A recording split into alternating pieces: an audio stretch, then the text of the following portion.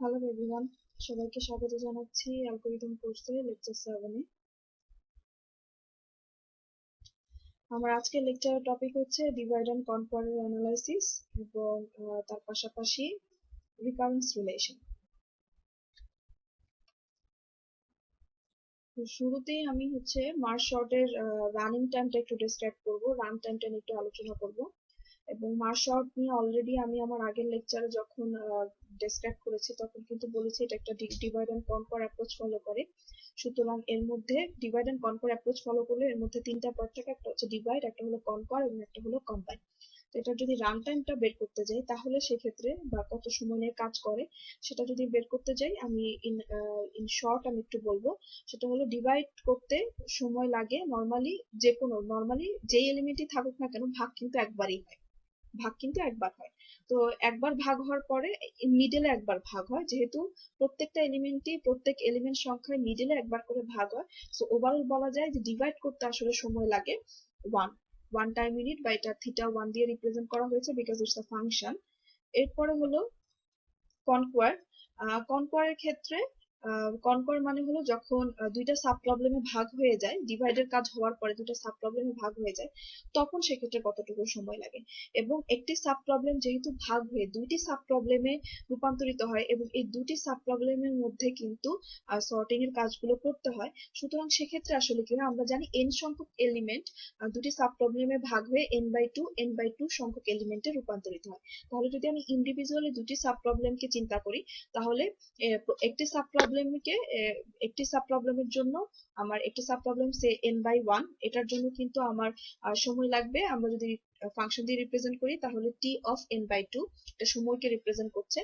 আর পাশাপাশি তার পাশে আরো একটি যেই সাব প্রবলেম আছে সেটিও সময় লাগবে কিন্তু t(n/2) এবং ওভারঅল দুইটিকে মিলিত হবে, যেহেতু দুইটি সাব প্রবলেমের মধ্যেই কনকোয়ার হয় বা সর্টিং হয়, সুতরাং কিন্তু এখানে আমার ওভারঅল যদি রান টাইম বলি কনকোয়ারের কত, এটি কিন্তু দুটি সাব প্রবলেমের জন্য 2t(n/2), সিঙ্গেল একটির জন্য হচ্ছে t(n/2) আর দুটি সাব প্রবলেমের জন্য হলো দ্বিগুণ, অবশ্যই তার দ্বিগুণ। সো এই দ্বিগুণটার সাথে অ্যাটাচ করা 2t(n/2). এরপরে যদি কম্বাইনের ক্ষেত্রে বলি, আমরা জানি যে কম্বাইন কিন্তু হয় দুটি সাব প্রবলেমই কম্বাইন হয়ে কিন্তু এন সংখ্যক এলিমেন্ট রূপান্তরিত হয়। n/2 যখন মার্জ অথবা কম্বাইন হয় তখন কিন্তু সেটি n/2 প্লাস n/2 কত n, সুতরাং মার্জ হয়ে কিন্তু এন সংখ্যক এলিমেন্টে রূপান্তরিত হয়। সুতরাং এন সংখ্যক এলিমেন্টকে কম্বাইন করতে সময় লাগবে θ(n), মানে ওভারঅল কতটুকু সময় লাগবে সেটাকে, যেহেতু মার্জ হয়ে এন সংখ্যক এলিমেন্টের উপরে কাজ করে সুতরাং এটি θ(n). আর এখন যদি আমি ইন টোটালে একটু রিভিউ দেই বা ওভারভিউ দেই, তাহলে যদি এন এর মান 1 হয়, আমরা জানি যে ভাগের কাজটা কখন হয়, ভাগ কখন করা পসিবল, ভাগ হওয়ার ক্ষেত্রে কিন্তু মিনিমাম দুইটা এলিমেন্ট থাকতে হবে। দুইটা এলিমেন্ট মানে কি এন এর মান অবশ্যই একটা থেকে বেশি হতে হবে। যদি এন এর মান 1 হয় তাহলে কিন্তু আর ভাগের কাজ হয় না, সেক্ষেত্রে ভাগের কাজও হয় না, সেক্ষেত্রে আসলে আলাদা করে কনকোয়ারের কাজ করারও কিছু নেই, কম্বাইন করারও ইস্যু নেই। তো একটি এলিমেন্ট হলে তার রান টাইম 1ই থাকবে, এর বাইরে যাওয়ার কোনো ডিভাইড, কনকোয়ার অথবা ডিফারেন্ট ভাবে কম্বাইন কোনো কিছু হওয়ারই কিন্তু দরকার নেই। এজন্য বলা হচ্ছে যদি এন এর মান 1 হয় তাহলে কিন্তু এর রান টাইম হবে θ(1), অবশ্যই এটা ফাংশনে রিপ্রেজেন্ট করা হচ্ছে। আর যদি এন এর মান 1 এর থেকে বেশি হয় তখনই কিন্তু ডিভাইডের কাজ হবে, তখনই কিন্তু কনকোয়ারের কাজ হবে, তখনই কিন্তু কম্বাইনের কাজ হবে। তার মানে এই তিনটার মিলিত যেই রান টাইম সেটা মিলিয়ে কিন্তু ওভারঅল মার্জ সর্টের রান টাইমটা আসবে। সো এখানে θ(1) এর ভ্যালু তো 1ই, সো এই জন্য আলাদা করে এখানে অ্যাটাচ করা হয়নি, অ্যাটাচ করে দিলেও কোনো প্রবলেম হবে না। তার পাশাপাশি এই যে কনকোয়ারের যে রান টাইম প্লাস হচ্ছে কম্বাইনের রান টাইম, এখানে ডিভাইডের রান টাইমটা অবশ্যই আছে কারণ প্রত্যেকবার ভাগ হচ্ছে একবার করে, সুতরাং এটিকে এখানে কনস্ট্যান্ট ভ্যালু হিসেবে চিন্তা করা হচ্ছে, অ্যাটাচ করে দিলেও কিন্তু কোনো প্রবলেম হবে না। এবং এটি থেকে আমরা ওভারঅল লাস্টে দেখবো যে কিভাবে আসলে মার্জ সর্টের run time n log n হয়। এটি হলো আমাদের, আমি এতক্ষণ পর্যন্ত যেটি বললাম সেটি হলো ভেঙে ভেঙে মার্জ সর্টের রান টাইম t(n) যদি দিয়ে রিপ্রেজেন্ট করি তাহলে কিরকম হতে পারে বা কিরকম রিপ্রেজেন্টেশনটা দাঁড়াতে পারে, এন্ড ওভারঅল কিভাবে মার্জ সর্টের রান টাইম কতটুকু বের হয় এর পরের স্লাইড গুলোতে আমার আছে।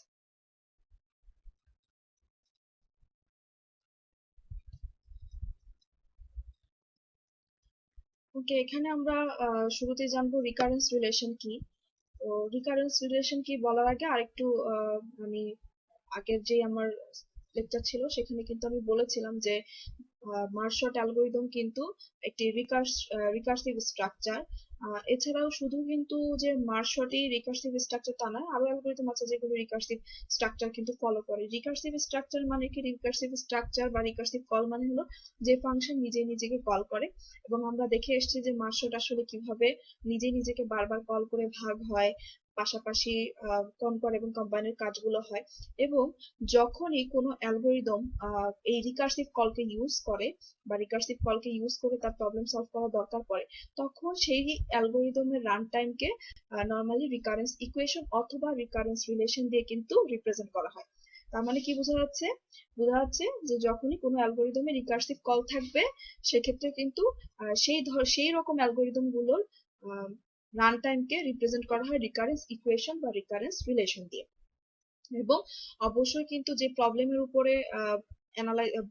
উপরে রান টাইম মানে অ্যানালাইসিস করা হচ্ছে বা রিকারেন্স রিলেশন বের করা হবে, সেটার রান টাইম অবশ্যই বা সেটা সাইজের উপরে, আমার প্রবলেমের সাইজের এন এর উপরে ডিপেন্ড করবে যে আসলে রান টাইমটা কত হবে। এছাড়াও কিভাবে বের করা হয় রিকারেন্স রিলেশন, সেটা বের করার জন্য বিভিন্ন ধরনের ম্যাথমেটিক্যাল টুল ইউজ করা হয় এই রিকারেন্স রিলেশনটাকে বের করার জন্য এবং অ্যালগরিদমের পারফরমেন্সটাকে বের করার জন্য। আমরা পরবর্তী স্লাইডে এগুলো আরো বিস্তারিত ভাবে দেখতে পাবো। তো আমি চলে যাচ্ছি পরের স্লাইডে।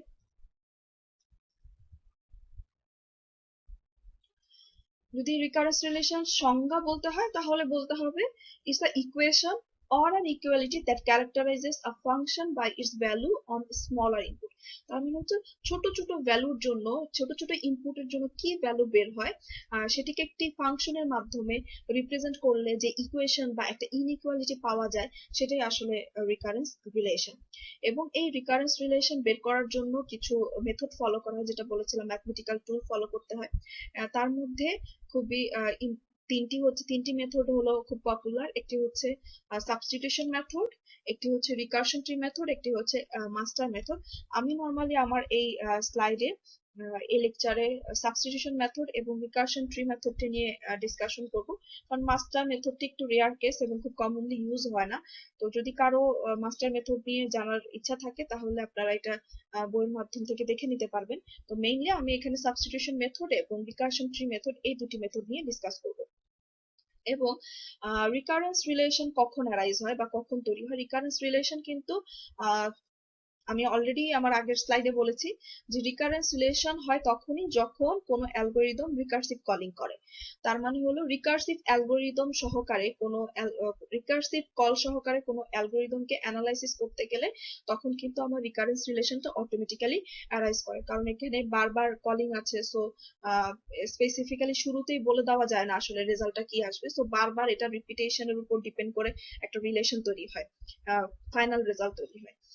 তো এক্ষেত্রে আমাদের নর্মালি যদি ডিভাইড এন্ড কনকর অ্যাপ্রোচ বলি, ডিরেক্ট মার্জ শর্ট না বলে যদি ডিভাইড এন্ড কনকর অ্যাপ্রোচ বলি, মার্জ শর্ট ক্ষেত্রে বলতে গেলে তো আমরা মার্জ শর্টের ক্ষেত্রে জানি যে আসলে এন সব এলিমেন্ট থাকবে কিভাবে কি, ওটা জানি। ডিভাইড এন্ড কনকরকে যদি আমরা সিম্বলাইজ করে বোঝার চেষ্টা করি, তাহলে সেক্ষেত্রে এখানে ওই যে এন এর মান less than or equal C, মানে যেটা আমার মার্জ শর্টের ক্ষেত্রে ছিল এক একের যদি সমান হয় বা একের যদি সমান হয় সেক্ষেত্রে কি হবে? এখানে বোঝা যাচ্ছে ওই সি বলতে ওই খুব ক্ষুদ্র ভ্যালু বোঝাচ্ছে, যেটা আসলে ইগনোরেবল। খুবই ক্ষুদ্র ভ্যালু বা 0 অথবা 1 এরকম টাইপের ক্ষুদ্র ভ্যালু যদি সমান হয় এন অথবা তার থেকেও ছোট হয়, সেক্ষেত্রে কিন্তু আসলে এটা রান টাইম কত হবে? রান টাইম কনস্ট্যান্ট হিসেবে 1ই ধরে নেওয়া হয়। যেহেতু একটা ডিসিশন নিতে হবে যে আসলে এটা কাজ করবে কি করবে না, সেই ডিসিশন মেকিং এর জন্য তো আসলে ওয়ান টাইম এনএফটি দরকার হয়। সো এই জন্য কিন্তু আমার প্রথম স্টেপ গেল হলো যদি এন এর মান ক্ষুদ্র ভ্যালু সমান হয় বা ক্ষুদ্র থেকেও ছোট হয়, সেই ক্ষেত্রে এটা direct run time theta of N.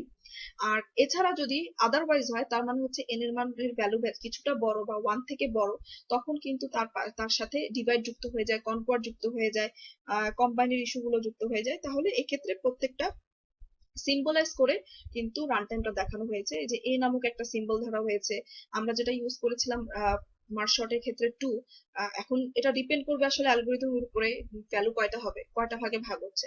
Merge শর্টের ক্ষেত্রে ছিল এটা 2, আর এন বাই যেহেতু দুই ভাগে ভাগ হতো, সো এন বি এর মান ছিল 2 n বাই 2। এছাড়াও ছিল কনকরের ভ্যালু ছিল n এর জন্য n, এরপর কম্বাইনের জন্য n অফ n। সো এরকম করে কিন্তু একটা সিম্বলাইজ করে ডিভাইড এন্ড কনকরের জন্য দেখানো হয়েছে। আর আমরা মার্জ শর্টের ক্ষেত্রে অলরেডি দেখে এসেছি আগের স্লাইডে, যদিও আমি এটা নিয়ে সাবস্টিটিউশন মেথড এবং রিকারশন ট্রি মেথডের জন্য মার্জ শর্টের যে রান টাইমটা রিকারেন্স রিলেশনটা সেটা আমি ইন ডিটেইলসে দেখাবো। আমি চলে যাচ্ছি পরের স্লাইডে। প্রথমে আমরা দেখব সাবস্টিটিউশন মেথড। সাবস্টিটিউশন মেথড যদি বলতে হয়, ডিরেক্ট বলা যায় এইটা আসলে একটা এমন একটা মেথড যেটা আসলে গেস ফর্মে থাকে, মানে হচ্ছে আমরা গেস করে নিব, কোনো অ্যাকচুয়াল কোনো রেজাল্ট নেই, অ্যাকচুয়াল কোনো কন্ডিশন নাই, বা কোনো রকমের কোনো আইডেন্টিফাই করার কোনো স্কোপ নাই, শুধু গেস করে আগাতে হবে। গেস করতে হবে যে আসলে কিরকম হতে পারে এটা সলিউশন, এবং অবশ্যই গেসিংটা আপনাকে প্রবলেমের উপর ডিপেন্ড করে করতে হবে। প্রবলেম যেরকম থাকবে সেটার উপর কাছাকাছি গেস করে এটা হতে পারে সেই জিনিসটা গেসিং করে আগাতে হবে, এবং গেস করার পরে ম্যাথমেটিক্যাল ইন্ডাকশন বা স্টেপ বাই স্টেপ ম্যাথমেটিক্যাল কিছু টুলস ইউজ করে সেটাকে কারেক্ট প্রুফ করার চেষ্টা করতে হবে। সবসময় এমন না যে গেসিংটা কারেক্ট হবে, গেসিংটা ফলসও হতে পারে, কিন্তু কি করতে হবে, গেস করার পরে সেটাকে ম্যাথমেটিক্যাল ইন্ডাকশন বা স্টেপ বাই স্টেপ অ্যানালাইসিস এর মাধ্যমে কিন্তু সেটাকে কারেক্ট প্রুফ করার ট্রাই করতে হবে। তো যেটা বললাম যে substituted guess answer for the function when inductive hypothesis applied to smaller values hence the name। তার মানে হচ্ছে, এবং অবশ্যই স্মলার ভ্যালুর উপরে অ্যাপ্লাই করে আগাতে হবে, কারণ খুব বড় ভ্যালুর জন্য স্মলার ভ্যালুর জন্য রিলেশন রিকারেন্স রিলেশনটা হয় স্মলার ভ্যালুর জন্য, যেটা আমি বলেছিলাম। সো এক্ষেত্রে কিন্তু স্মলার ভ্যালুর উপরে ইন্ডাকটিভ হাইপোথেসিস অ্যাপ্লাই করে কিন্তু আগাতে হবে। এবং নর্মালি যেটা হয়, এটা প্রস এন্ড কনস যদি বলতে হয় তাহলে সেক্ষেত্রে বলতে হবে এটা আসলে গেসিংটা করা অবশ্যই কিন্তু তখনই পসিবল যখন কিনা সলিউশনটা আসলে ইজি। কোনো একটা নর্মাল প্রবলেমের জন্য, নর্মাল রেগুলার প্রবলেমের জন্য আসলে গেসিং করা যায়, কিন্তু কঠিন কোনো প্রবলেমের জন্য কিন্তু গেস করাটা এতটা ইজি হয় না। সো দ্যাটস ওয়াই এটার যদি বলতে হয় কখন কাজ করে ভালো, it works well when the solution is easy to guess। এছাড়া যদি বলতে হয় যে কিভাবে গেস করব, গেস করার কি কোনো ওয়ে আছে কিনা, না, এটা গেস করার কোনো জেনারেল ওয়ে বা কোনো ধরনের কোনো কন্ডিশন নাই যে এটা দেখে বোঝা যাবে যে আসলে কিভাবে গেস করতে হবে। জাস্ট নর্মালি গেস করে নিতে হবে depending on the problem. Problem দেখে গেস করে নিয়ে সেটাকে কারেক্ট প্রুফ করার চেষ্টা করতে হবে, কারেক্ট হলে ভালো, না হলে ওটা বাদ। তো এটা হলো সাবস্টিটিউশন মেথড। এখন আমরা এক্সাক্ট একটা ফাংশনের মাধ্যমে, একটা এক্সাম্পলের মাধ্যমে এই সাবস্টিটিউশন মেথডটা দেখার চেষ্টা করব, একটু বোঝার চেষ্টা করব।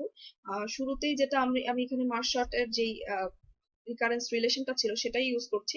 n এর মান যদি 1 হয়, t অফ n1 আমরা জানি সেক্ষেত্রে শুধুমাত্র ডিভাইড কাজ করে, ডিভাইডের একটা স্টেপের পরে ডিসিশন হয়ে যাবে যে এখানে আর কোনো কাজ নেই, একটাকে তো আর কনকর কম্বাইন করার কিছু নাই। আর তার পাশাপাশি যদি n এর মান একের অধিক হয় তাহলে কিন্তু কনকর কম্বাইন এবং ডিভাইড তিনটাই অ্যাটাচ হয়ে যায়, এবং যেটা বলেছিলাম 1 তো আসলে কনস্ট্যান্ট ভ্যালু, তো এখানে পাশাপাশি যোগ করার কিছু নাই। তো গেসিংটা কি হবে, গেসিংটা এখানে টি টি অফ এন মানে রান টাইম কি হবে সেটাকে ধরে নেওয়া হয়েছে n log n plus n। এখানে ওই যে যেটা বলেছিলাম যে n log n plus n কোথা থেকে আসলো, এটা বুঝারও আসলে কোনো উপায় নেই সাবস্টিটিউশন মেথডে, বিকজ ধরে নিতে হবে জাস্ট। এখানে আমি যদি বলি যে তাহলে এখানে কিভাবে ধরে নেওয়া হয়েছে, এখানে এই চিন্তাটা থেকে ধরে নেওয়া হয়েছে যে যেহেতু ডিভাইড এবং কনকর অ্যাপ্রোচ ফলো করছে, যখন যখন কোনো কিছু ডিভাইড হয়ে যায়, যখন যখন কোনো রিকার্সিভ কল হয় এবং সেটা অটোমেটিক্যালি ভাগ হতে থাকে, ভাগ হওয়া মানে হচ্ছে প্রবলেম গুলো কিন্তু ছোট হয়ে আসতে থাকে, এবং যখনই ভাগ হবে তখনই প্রবলেমের যদি 50,000 ডাটা নিয়ে কাজ করিছে, এটা কিন্তু দুই ভাগে ভাগ করলে 25 হয়ে যায়, 25কে ভাগ করলে কিন্তু 12.5 হয়ে যায়। তো এরকম করে কিন্তু ভাগে ভাগ করার ফলে ভ্যালু কিন্তু অনেক ক্ষুদ্রাতি ক্ষুদ্র ভ্যালুতে নেমে আসে। যখনই ভাগের মাধ্যমে এভাবে ভ্যালুর একটা কনসিস্টেন্সি ফলো করে নেমে আসে, তখন সেটাতে কিন্তু বলা যায় যে লগের এন্ট্রি হয়। তো যেহেতু n সংখ্যক এলিমেন্টের উপরে মার্ক শর্টকে অ্যাপ্লাই করা হচ্ছে তাহলে, এবং এটা ভাগ হয়ে কমে আসছে সাব প্রবলেম গুলো, প্রত্যেকবার সাব প্রবলেম একটা কনসিস্টেন্ট ভ্যালুতে কিন্তু প্রথমে n/2 n/4 n/8 এরকম করে কনসিস্টেন্সি একটা ভ্যালুতে কমে আসছে ভ্যালু, তার মানে বোঝা যাচ্ছে যে এখানে লগ আকারে করতেছে। লগ মানে কিন্তু যে কোনো কিছু লগ করা মানে কিন্তু সেটার ভ্যালু অনেক কমে আসে। দ্যাটস ওয়াই n সংখ্যক ডাটার উপরে করা হলো n log n প্লাস হচ্ছে, যেহেতু এই যে এটার জন্য n log n প্লাস এই n এর ভ্যালু n এর মানের মতোই রয়ে গেল। এই যে এতটুকুর জায়গায় গেস করা হয়েছে n log n। যে আসলে ভাগ কিভাবে হচ্ছে, ভাগের উপরে কনভার্টটা কতটুকু হচ্ছে, যে আমরা যেটা বললাম কনসিস্টেন্সি ভ্যালু তো যেহেতু অনেক কমে আসে ভ্যালুগুলো, তো এটা লগ আকারে n log n ধরা হয়েছে। এরপরে এটাকে হাইপোথেসিস ইন্ডাকশনের মাধ্যমে প্রুফ করতে হবে, মানে হলো স্টেপ বাই স্টেপ। এই n এর মান যদি 1 হয় তাহলে কত হবে, 2 হয় তাহলে কত হবে, 3 হয় তাহলে কত হবে, এরকম করে হাইপোথেসিস ইন্ডাকশনের মাধ্যমে কিন্তু এটাকে এই n log n এর মাধ্যমে আমার ভ্যালুটা বের হয় কিনা সেটা বের করার চেষ্টা করতে হবে, যে আমার রেজাল্টটা n log n plus n আসে কিনা। আমার গেসিং ভ্যালু কিন্তু n log n plus n। এখন আমরা যেটা করব, এটাকেই কারেক্ট প্রুফ করার চেষ্টা করব, মানে দি এন্ডে এই রেজাল্টটাই বের করে নিয়ে আসার চেষ্টা করব। কার উপরে অ্যাপ্লাই করব? অ্যাপ্লাই করব হচ্ছে এই যে সিনথেসিসটার উপরে, এই রিকারেন্স রিলেশনটার উপরে অ্যাপ্লাই করব। তার মানে আমার গেসিং ভ্যালু এটাই কিন্তু আমার টার্গেটেড ভ্যালু, রেজাল্টও বের করে নিয়ে আসতে হবে। এটা কার উপরে করবো অ্যাপ্লাই? এটার উপরে করবো। তাহলে সেক্ষেত্রে এটার উপরে যেহেতু অ্যাপ্লাই করবো, আমরা দেখবো প্রথমে n এর মান 1 এর জন্য কি রেজাল্ট আসে। হাইপোথেসিস ইন্ডাকশন, তার মানে হলো যখন বেসিক n এর মান 1, তখন কি করলাম আমরা শুরুতেই n log n plus n এর উপরে যদি আমরা 1 ইউজ করি, তাহলে সেক্ষেত্রে কত আসবে? 1 log 1 প্লাস 1। আপনারা এটা ভ্যালু বের করে দিবেন, এটার রেজাল্ট আসলে আলটিমেটলি লাস্টে 1ই আসে, মানে কনস্ট্যান্ট ভ্যালু আসে। এবং 1 আসলে রিপ্রেজেন্ট করছে কাকে? 1 মানে হলো আবার এই যে এখানে t অফ n, তাহলে ডিরেক্ট ধরে দেওয়া যাচ্ছে t অফ n। এরপর এটা হলো বেসিক ভ্যালু। এরপরে এরকম করে 1 2 3 4 5 6 এরকম আনলিমিটেড ভ্যালুর জন্য কিন্তু কি করতে হবে? আনলিমিটেড ভ্যালু না, মানে n এর মান পর্যন্ত কিন্তু আমার ভ্যালু অ্যাপ্লাই করতে হবে। যেহেতু এখন পর্যন্ত এখানে আমি সিম্বল ইউজ করছি n, সো আমি জানি না, সেই জন্য আমার 1 2 3 4 5 6 এরকম করে আসলে প্রত্যেকটা ভ্যালুর উপরে তো আর দেখানো সম্ভব না আলাদা করে। তো এখানে ওভারঅল k নামক একটা ভেরিয়েবল ধরা হয়েছে, যার ভ্যালু 1 2 3 4 5 6 এবং কত পর্যন্ত? n এর থেকে ছোট। n এর মান যদি 10 হয় তাহলে 1 থেকে শুরু করে 9 পর্যন্ত। এরকম প্রত্যেকটা ভ্যালুর জন্য কিন্তু এই সিমিলার ওয়েতে ভ্যালুগুলো আমার বসবে। যেমন k এর মান যখন 2, তখন 2 log 2 প্লাস 2 কত আসে? 3 log 2 3 log 3 প্লাস 3 কত আসে? এরকম করে n এর থেকে ছোট সবগুলো ভ্যালুর জন্য কিন্তু এই হাইপোথেসিসটা বা এই ভ্যালুগুলো প্রত্যেকটা বসাতে হবে। বসানোর পরে রেজাল্ট কি আসে সেটা কিন্তু ক্যালকুলেট করে বা হিসাব করে বা রিসার্চ করে রেখে দিতে হবে, স্টোর করে অ্যানালাইসিসের জন্য ইউজ করতে হবে। এরপরে আসি ইন্ডাকটিভ স্টেপ, মানে স্টেপ গুলো আমরা এটা কিভাবে ফলো করছি। যে যেটা বলেছিলাম যে আসলে আমরা এটার উপরে অ্যাপ্লাই করব, করে এটাকে বের করে নিয়ে আসার চেষ্টা করব। তাহলে শুরুতে আমি এই স্টেপটা লিখে ফেললাম, 2tn/2 প্লাস n লিখে ফেললাম। আচ্ছা, এরপরে আমার এই স্টেপটা যদি আমরা কি করি, আমরা বলেছি যে এইটার উপরে এই গেসিং ভ্যালুটাকে অ্যাপ্লাই করতে হবে, এবং গেসিং ভ্যালুটাকে অ্যাপ্লাই করে লাস্টে আবার এই রেজাল্টটাকে যদি বের হয়ে আসে দি এন্ডে, তাহলে বুঝে নিতে হবে এটা কারেক্ট আনসার। তাহলে এইটার উপরেই আমি এই ভ্যালুটা বসাবো। যদি বসাই তাহলে আলটিমেটলি n এর মান 1 হলে তো কোথায় বসাতাম? এই যে এখানে বসাতাম, n এর জায়গাগুলোতে বসাতাম। 2 হলে এই n এর যদি n এর মান 2 হয় তাহলে এই n এর জায়গাগুলোতে বসাতাম। এখন n এর মান ধরা হচ্ছে এইটা n log n plus n, তার মানে কোথায় বসাবো? এই ঠিক n এর জায়গাগুলোতেই বসা দেবো আমরা হচ্ছে n log n plus n, আবার এখানেও বসাবো n log n plus n, এটা বসাতাম। ঠিক আছে, মানে এই জায়গাটাতে t অফ n এর মানের যে জায়গাটা, সেই n এর মানের জায়গাটাতে কিন্তু আমার n log n plus n বসাতে হবে। এবং আমরা খেয়াল করছি এখানে আসলে n নাই, এখানে ভ্যালু আছে n/2। তার মানে প্রত্যেকটা আমরা জায়গায় দেখবো হচ্ছে n/2 log n/2 plus n/2, আর এই n তো আলাদাই, সো এই n এর উপরে আলাদা করার কিছু হচ্ছে না। সো এই জায়গাটা যদি দেখি, এটা যদি n হতো তাহলে বসাতাম হচ্ছে n বসাই দিতাম, 1 হলে এই জায়গাটাতে 1 বসাই দিতাম। কিন্তু যেহেতু এখন t অফ n/2 এর উপরে এই ভ্যালুটা বসাচ্ছি, তাহলে এখন কিন্তু আমার ঠিক এই এই মাঝখানে যে ভ্যালু এই জায়গাটাতে বসে যাচ্ছে n/2 log n/2 plus n/2। এই যে আমরা দেখতে পাচ্ছি n/2 log n/2 plus n/2, এই পুরা t অফ n/2 এর জায়গায় কিন্তু এটা রিপ্রেজেন্টেশনটা বসাই দিলাম। আর যেহেতু এখানে আবার হাফ দিয়ে ভাগ আছে, তো ওভারঅল এগুলা প্রত্যেকটাই হাফ দিয়ে ভাগ হয়ে যাবে। আর এই এনটা তো পুরো ইন্ডিভিজুয়াল, এটার উপরে তো বসানো কিছু নেই, কারণ আমরা শুধুমাত্র রান টাইমটাকে রিপ্রেজেন্ট করতে পারি। রান টাইমটাকে আমরা মানে টি অফ যেটার উপরে আসলে রিকারেন্স রিলেশন হচ্ছে, সেটার উপরে আমরা ভ্যালুটা বসাবো। ঠিক আছে, টি অফ n এর এই জায়গাটাতে বসাবো। এরপর এটাকে যদি আমরা একটু ক্যালকুলেট করে নিয়ে আসি, আমি মুখে মুখে বলি, এটা ক্যালকুলেশনটা একটু ডিরেক্ট আমরা পরের স্টেপটা দেখি।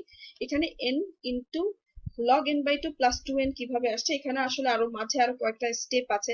যেমন আমরা যদি দেখি এখানে প্রথমে কি থাকবে, n/2 টাকে যদি এখানে এই পুরা ভিতরে কিন্তু এখানে একটা n/2 আছে, এখানে একটা n/2 আছে। এই n/2 টাকে যদি বাইরে নিয়ে আসি তাহলে কমন নিয়ে আসতে পারি। কমন নিয়ে আসলে কি হবে? 2 ইন্টু n/2, তাই না? n 2 কাটা যাবে, থাকবে শুধু n, সামনে কিন্তু n থাকবে, সামনে n থাকবে। আর ভেতরে কমন যেহেতু নিয়েছি, কি রিমেইনিং থাকে? রিমেইনিং থাকবে log অফ n/2 প্লাস 1, যেহেতু n/2 টাকে কমন নিয়েছি। সো 1 অফ এখানে হচ্ছে log n/2 প্লাস 1, প্রথমে এটা থাকছে। তারপরে যদি আমরা একটু খেয়াল করি সেক্ষেত্রে কিন্তু আমরা জানি যে log n by 2 মানে হচ্ছে বা ভাগ, লগের যে ভাগ সেটা মানে হলো কি, লগের ভাগ মানে কিন্তু log of n minus minus হয়, তাই না? মাইনাস হয়, ভাগ মানে কিন্তু মাইনাস, এটা আমরা জানি যে লগের ভাগ মানে হলো minus. So log of n into log of minus log of half যদি আমরা করে দেখি, লগ ভ্যালু আপনারা বের করে দেখবেন, প্লাস এখানে তো আমার 1 আছে, ক্যালকুলেশন করলে এট লাস্টে দেখা যাবে শুধুমাত্র log of n by 2 থাকছে, এবং তার পাশাপাশি আরো একটা n রিমেইনিং থাকবে, এখানে একটা এক্সট্রা n পাওয়া যাবে, সেই n এর হিসাবে কিন্তু আমার ভ্যালুটা হয়ে যাবে 2n, এই n এর সাথে যুক্ত হয়ে 2n হয়ে যাবে। এবং এই ক্যালকুলেশনটা আপনারা একটু আরেকটু ভাঙায় ভাঙায় স্টেপ বাই স্টেপ করে নেবেন, তাহলে সুবিধা হবে বুঝতে। এরপরে আমরা যদি n into log n by 2 2n টা করি, এটাকে গুণ করে দেই, তাহলে কি আসে, এখানেও কিন্তু ভাগের ভাগ মানে হচ্ছে এই যে গুণ, এটাকে গুণ করে কিন্তু ভাগের কাজটা করা হয়েছে। আমরা জানি যে প্রথমে n log n আর হচ্ছে মাইনাস n, কারণ log হাফ এর ভ্যালু খুবই কনস্ট্যান্ট, যেহেতু log হাফ এর ভ্যালু সম্ভবত 1 আসে, সো n দিয়ে 1 কে গুণ করলে n ই আসবে, এবং এক লাস্টে কি হবে, log এখানে 2n থেকে n বাদ যাবে, থাকবে n, এক লাস্টে কিন্তু আমার রেজাল্ট আসছে log n plus n, log n plus. তাহলে আমরা কি করলাম, গেসিং ভ্যালু ছিল এইটা, আমাদের রিকারেন্স রিলেশনের উপরে এই n log n গেসিং ভ্যালুটাকে আমরা অ্যাপ্লাই করলাম এটার উপরে, আর যেখানে যেহেতু এখানে হাফ দিয়ে ভাগ করা, তো এগুলো সব হাফ দিয়ে ভাগ হয়ে গেছে, সেটা থেকে আমরা induction step by step follow করে কিন্তু আবার সেই গেসিং ভ্যালুটাকে বের করে নিয়ে আসতে পারলাম। তার মানে বোঝা যাচ্ছে আমরা যেটা গেস করেছি এটা কিন্তু কারেক্ট ভ্যালু, যদিও এখানে লক ছিল বা কনসিস্টেন্ট ওয়েতে কিন্তু ভ্যালুগুলো ভাগ হচ্ছিল বলে গেস করা যাচ্ছে, সব ক্ষেত্রে কিন্তু এই গেস করাটা আসলে ইজি না। আমি আবারও বলে দিচ্ছি, সব ক্ষেত্রে এটা গেস করাটা ইজি না। যেসব প্রবলেমের জন্য গেস করা যায় সেসব ক্ষেত্রে শুধুমাত্র সাবস্টিটিউশন মেথড ইউজ করা যাবে, ঠিক আছে, অন্যথায় কিন্তু করা যাবে না। এবার আমরা জানবো রিকারশন ট্রি মেথড, যেটা আমি বলে আসছি যে গ্রুপ গেস করা আসলে সবসময় সম্ভব হয় না, সাবস্টিটিউশন মেথড দিয়ে ডিফিকাল্ট হয়।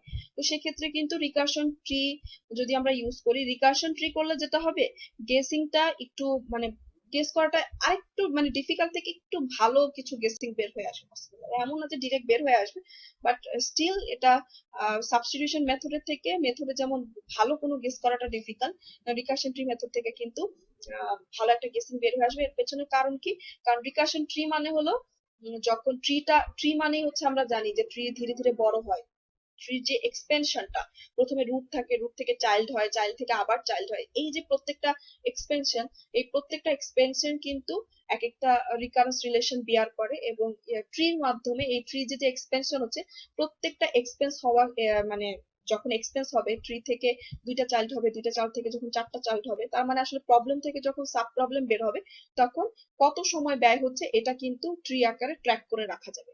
তো ওই ট্র্যাকিংটা যদি আমরা করে রাখি তাহলে কিন্তু আমাদের গেসিংটা ভালো করা যাবে আর কি। আমরা একটা এক্সাম্পল দেখবো, তাহলে ক্লিয়ার হয়ে যাবে। অ্যাগেইন এইটা নিয়ে আমি এই স্লাইড নিয়ে অলরেডি কথা বলেছি, এটা মাস শর্টের জন্য। আর যদি আমরা রিকারেন্স রিলেশনকে সিম্বল দিয়ে রিপ্রেজেন্ট করি, তাহলে সেক্ষেত্রে এই মাস শর্টেরটাকেই সিম্বল দিয়ে যদি রিপ্রেজেন্ট করি তাহলে কি রকম হয় সেটা আসলে এখানে দেখানো হচ্ছে। এইটাকে আমরা এই রিকারেন্স রিলেশনটাকে আসলে রিরাইট করে সিম্বল দিয়ে রিপ্রেজেন্ট করা হচ্ছে। ধরে নেওয়া হচ্ছে এই সি মানে হলো কস্টিং, কস্টিং মানে হচ্ছে যদি n সংখ্যক এলিমেন্ট থাকে, একটা এলিমেন্ট থাকে, তাহলে এটার কস্টিং 1, আর যদি n সংখ্যক এলিমেন্ট থাকে তাহলে তার কস্টিং অবশ্যই কি সি অফ n, মানে গুণ হয়ে যাবে। একটা থাকলে যদি 1 হয়, দুইটা থাকলে কত 2, তিনটা থাকলে কত 3, তো আলটিমেটলি যে কস্টিংটাই থাকুক না কেন n এর এলিমেন্টের সাথে কিন্তু গুণ হয়ে যায়। তো আমরা এইটা একটু ট্রি আকারে দেখি, এই যে এটা যদি আমরা একটু ট্রি আকারে দেখি তাহলে কিরকম হয়। প্রথমে ধরে নিব যে অরিজিনাল প্রবলেম যেটা আছে সেটার কস্টিং হচ্ছে সি অফ n, n সংখ্যক এলিমেন্টের জন্য তার সাথে কস্টিংটা গুণ, ওভারঅল পুরা n সংখ্যক এলিমেন্টের জন্য টোটাল কস্টিং হচ্ছে সি অফ n। সি এর ভ্যালু আমরা স্টিল নাও জানি না, আমরা দেখবো কত আসে। এরপরে যেহেতু প্রত্যেকটা প্রবলেম ভাগ হয়ে দুইটা করে সাব প্রবলেম হচ্ছে এবং প্রত্যেকটা সাইজ তাহলে কত হয়ে যাচ্ছে n/2, তাহলে ওটা রানিং টাইম কত হয়ে যাচ্ছে প্রত্যেকটার জন্য ইন্ডিভিজুয়ালি, প্রত্যেকটার জন্য t অফ n/2। ওকে, এই যে এরকম অরিজিনাল যে সাব প্রবলেম ছিল অরিজিনালি, সেটা যখন ভাগ হয় এবং সেটা ভাগ করার সময় যে সময়টা লাগে সেটা কিন্তু আমরা দেখতে পাচ্ছি ইন্ডিভিজুয়ালি প্রত্যেকটা t অফ n/2। এই দুইটা এটা যদি আমরা যোগ করি তাহলে কিন্তু আমরা রেজাল্ট কত পাবো, n ই পাবো, n/2 প্লাস n/2 n। এভাবে করে আমাদের ক্যালকুলেট করে রাখতে হবে যে আসলে প্রত্যেকটা স্টেপে কত সময় ব্যয় হচ্ছে। আচ্ছা, এখন প্রত্যেকটা n/2 প্রবলেমকে যদি আমরা চিন্তা করি যে প্রত্যেকটার আসলে তাহলে কস্টিং কত হচ্ছে, এটা যদি c অফ n হয়, এটা যদি n/2 তে ভাগ হয়ে যাচ্ছে, তাহলে এটার কস্টিং তার সাথে শুধুমাত্র কস্টিংটা গুণ থাকবে, মানে c অফ n/2। তাহলে এক্ষেত্রে কিন্তু আমাদের সাব প্রবলেম যদি আমরা দেখি,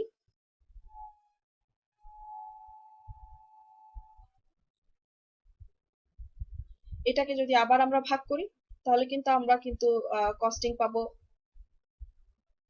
কত, আবার n/2 কে দুই ভাগে ভাগ করলে n/4, তো n/4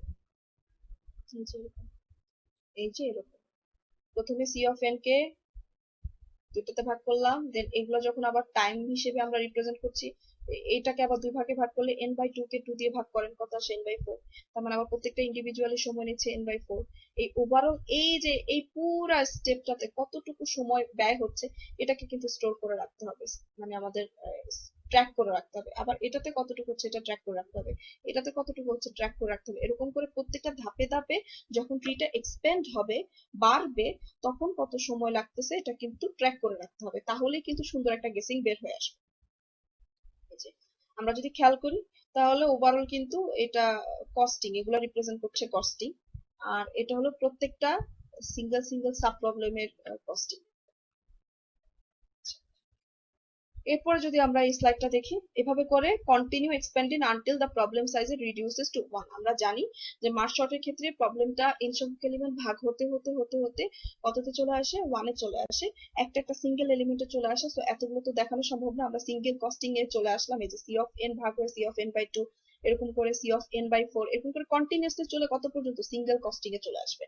তো ভাগ হলো আমি বলছিলাম যে প্রত্যেকটা স্টেপে কত করে আমার সময় যাচ্ছে সেটা কিন্তু রিপ্রেজেন্ট করে রাখতে হবে বা ট্র্যাক করে রাখতে হবে। তাহলে c অফ n এর জন্য এটা তো c অফ n, এই দুটা টোটাল কস্টিং কত, c of n/2 c plus c of n/2 যোগ করেন c অফ n ই আসবে। আবার এই চারটাকে যোগ করেন, তাহলে দেখবেন c অফ n ই আসতেছে। এরকম করে আবার এই সবগুলোকে যোগ করলে দেখবেন c অফ n আসতেছে।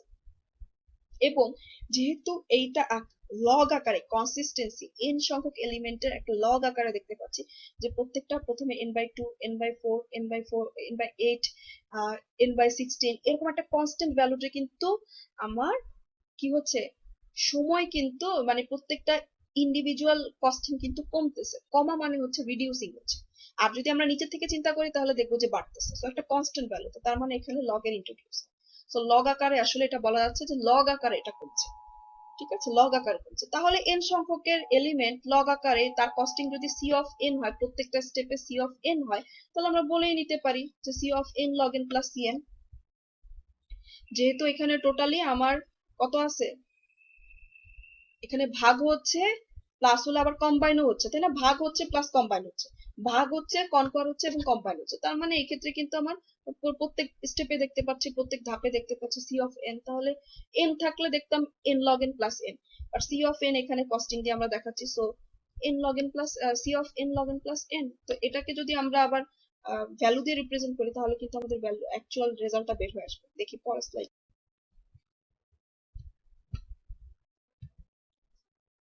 তো এখানে আমরা যদি একটু দেখি প্রত্যেকটা লেভেলের কস্টিং কিন্তু এখানে কত আছে, c অফ n, এটা আমরা দেখতেই পাচ্ছি যে প্রত্যেকটা লেভেলে কিন্তু টোটাল কস্ট কত, c of n, c of n/2 যোগ করলে c অফ n ই আসবে, আবার এই চারটাকে যোগ করলে c অফ n ই আসবে।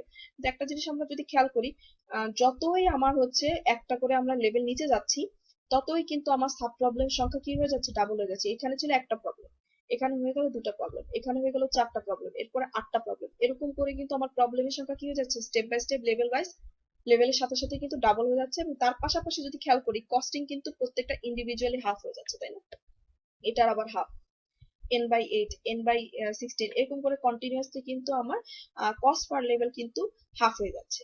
এবং কিন্তু আমরা আবার একটা জিনিস খেয়াল করব যে প্রত্যেক লেভেল ওয়াইজ কিন্তু টোটাল কস্টিংটা কি সেমই থাকছে, তার মানে এটা কিন্তু একটা লগের ভ্যালু। তাহলে আমরা যদি কোনো একটা ট্রি যখন আমরা চিন্তা করি তখন হাইট চলে আসে, ট্রি বললে হাইটের হিসাব চলে আসে। আমরা জানি যে হাইট এবং লেভেলের সাথে একের পার্থক্য আছে, হাইট যা থাকবে লেভেল তার থেকে এক বেশি। কারণ এই যে এই একদম জায়গাটাতে কিন্তু কোনো হাইট নেই, কিন্তু যখনই এই এতটুকু কাউন্ট করবো তখন কিন্তু এটার হাইট কত, 1। বাট এটা কিন্তু লেভেল 1, এটা কিন্তু কত লেভেল 2, এটা কিন্তু লেভেল 3, আর এটার কিন্তু হাইট 2। তার মানে বোঝা যাচ্ছে হাইট এবং লেভেলের পার্থক্য কিন্তু এক। একদম গ্রাউন্ড ফ্লোরের একটা জিনিসে কিন্তু কোনো হাইট থাকে না, বাট ওটা কিন্তু লেভেল 1 হয়, তাই না? সো এটা কিন্তু লেভেল 1।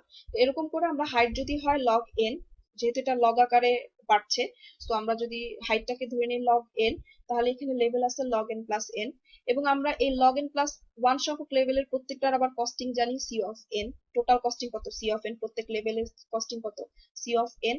তাহলে এক্ষেত্রে যদি আমরা টোটাল কস্টটা লেভেল ওয়াইজ চিন্তা করি, log n প্লাস 1 এর প্রত্যেকটা যেহেতু কনস্ট্যান্টলি আসলে আমার লেভেল থাকতে কস্টিং থাকছে, তো আমি এটা জাস্ট গুণ করে দিলে হবে লেভেলের সাথে C of N log n plus C N. So overall আমি যদি সিটাকে বাদ দিয়ে দিই, আমার যদি আমি সিঙ্গেল দেখি তাহলে n log n plus n। আর যদি আমরা ফাংশন দিয়ে রিপ্রেজেন্ট করি n log n, কারণ ফাংশন দিয়ে রিপ্রেজেন্ট করলে আবার সিঙ্গেল nটা বাদ যায়, কারণ ফাংশন রিপ্রেজেন্টেশনে আসলে সিঙ্গেল কোনো কনস্ট্যান্ট ভ্যালু থাকে না। তো যদি আমরা নর্মালি চিন্তা করি, এটার কিন্তু মার্জ শর্টের রান টাইম হয় n log n plus n। আর যদি সেটাকে আমরা ফাংশন আকারে রিপ্রেজেন্ট করি রান টাইম, তাহলে বের হচ্ছে হলো n log n। তাহলে এটা কিন্তু আলটিমেটলি আমাদের যে সাবস্টিটিউশন মেথড ছিল, গেসিং ভ্যালু ছিল, সেটা থেকে ইন্ডাকশন ছিল, সেই ইন্ডাকশনের থেকে এটা কিন্তু ইজিয়ার, কারণ হাইট বের করলাম, লেভেল বের করলাম, লেভেলের সাথে টোটাল কস্টিংটাকে গুণ করলাম, আমার কিন্তু বের হয়ে গেল। সো এটা কিন্তু খুব সুন্দরভাবে রিকারশন ট্রি থেকে মেথডটা, গেসিং মেথডটা কিন্তু গেসিং যে ভ্যালু সেটা কিন্তু বের করে আনাটা খুব ইজিয়ার হলো কম্পেয়ারিং টু সাবস্টিটিউশন মেথড। তো বলা যায় যে সাবস্টিটিউশন মেথড থেকে রিকারশন ট্রিটা একটু ইউজ করাটা একটু ভালো, ইউজ করাটা একটু বেটার। তো আমার আজকের লেকচারটি এতটুকু পর্যন্তই, এবং আমার ডিভাইড এন্ড কনকর এবং মার্জ শর্টের লেকচারটির এখানেই শেষ। তো আশা করি সবাই বুঝতে পেরেছেন। ধন্যবাদ সবাইকে।